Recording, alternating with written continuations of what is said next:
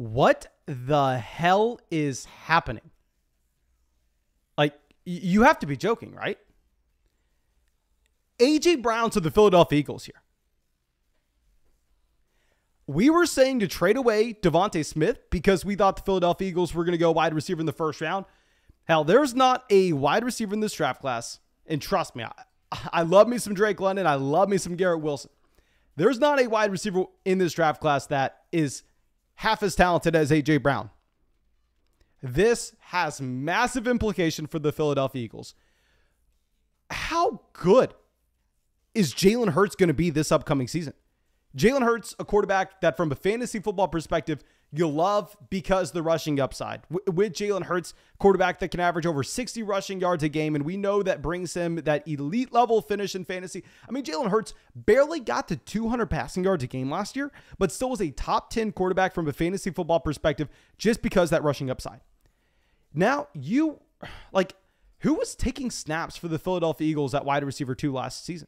Let me pull up the Philadelphia Eagles statistics, and we could talk about the drastic swing that you're going to have as the quality of a wide receiver 2, because Devontae Smith went from being the wide receiver 1 in this offense to clearly now the wide receiver 2. That's not even up for debate. I'll tell you right now, Smith is the wide receiver 2 on this team, and it's not even remotely close.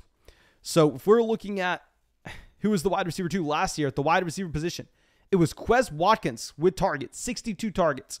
Then after that, Jalen Reagor with 57. So I guess what probably happened is the Philadelphia Eagles look back through their history. They look back to, I believe, 2015 with Nelson Aguilar. They looked back to 2020 with Jalen Reagor, and they went, you know what? We all have our strengths. We all have our weaknesses. And what we know our strength is selecting wide receivers in the NFL draft. So let's just go ahead. Let's take these picks. Let's ship them over to Tennessee. No idea what Tennessee's doing. How does Tennessee not have the cap space to pay A.J. Brown? Because I'll say real quick, obviously the Tennessee Titans don't think they're getting a player nearly as talented as A.J. Brown at that draft pick. This is about the salary cap. This is about the Tennessee Titans looking at what Devontae Adams, looking at what Tyreek Hill, looking at what Christian Kirk just got paid and saying, hell, we can't pay A.J. Brown that. We're going to have to move him off. I don't get why that's the case. I know that Ryan Tannehill got the contract extension a couple off seasons ago, but Tannehill's not getting paid what Rodgers is. Tannehill's not getting paid what Patrick Mahomes is. How are you not figuring out this contract situation to keep A.J. Brown in Tennessee? Now in Tennessee, you're looking at Robert Woods as the wide receiver 1. Maybe they go wide receiver in round 1 here. This is an initial reaction. I mean, here with Tennessee, we don't even know what their team's going to be looking like at the end of the first round. Maybe they go with a different receiver, but it looks like Robert Woods is going to have a massive role on this team. I am worried about what this means for the overall offense. I am worried that now opposing defenses and defensive coordinators are going to be able to go out there and stack the box to an extreme level against Derrick Henry. Why would you bother? Trust me, I like me some Robert Woods, but Robert Woods tore his knee up so late in the year last year that if you just look at that 9-month recovery time period for that ACL, it's hard to imagine, especially with Robert Woods being an older player. It's hard to imagine that he has a recovery that brings it back at the beginning of the season. Robert Woods is missing time this upcoming year. If you're a defensive coordinator going up against the Tennessee Titans, why would you ever keep 2 safeties back? I'm bringing a safety down to the linebacker line pretty much every single play, every single down, because you have no reason not to. I think this hurts Tannehill. Dear God, let me pull up on Underdog Fantasy where these players were being drafted. You know, we're going to continue to do this because Underdog Fantasy, real money leagues, they just launched that $10 million fantasy football tournament.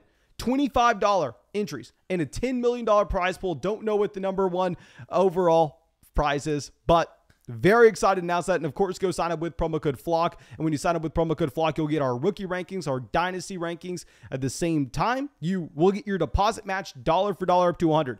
Please go take advantage of that with the link in the live chat or the description of the video. But A.J. Brown was going as the wide receiver 9. He plummets. Okay, this is a great NFL move from a dynasty fantasy football perspective. From a fantasy football perspective, A.J. Brown plummets.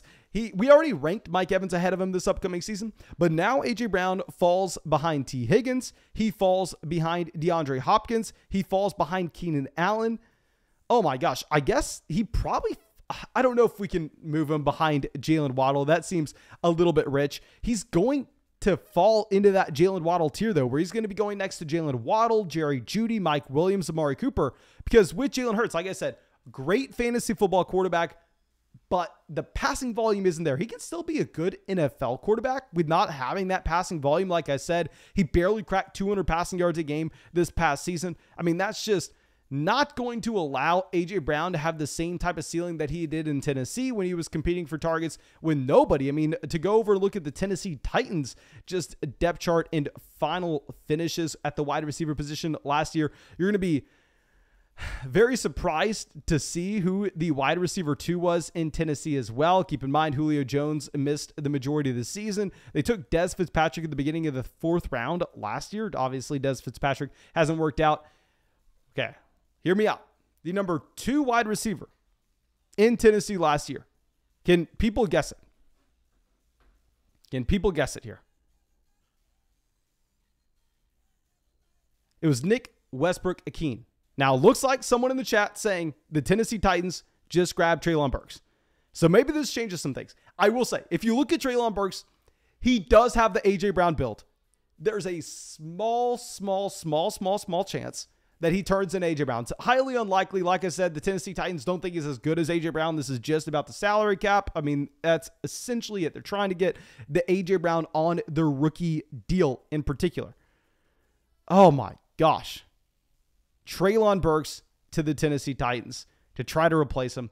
Treylon Burks, this is probably one of the best landing spots. If we're talking about the wide receivers in this draft class so far, you have Washington, Detroit, the New York Jets, and the Atlanta Falcons as landing spots. I guess Treylon Burks to the Tennessee Titans, that's the best landing spot yet because you are the wide receiver 1. You know what? I'm going to cut this here. We'll talk about Treylon Burks in the next live stream. But please make sure you go down there, drop a like on this live stream. I'll be live again in 5 seconds. I promise to talk about Treylon Burks. Oh my gosh. This is about the most exciting NFL draft that we've ever had. But drop that like on the live stream. Go use promo code FLOCK and Underdog Fantasy. Get in on the action. Get your deposit bonus up to $100. At the same time, get our rookie rankings, get our dynasty rankings. Find the link in the live chat in the description. Thank you guys.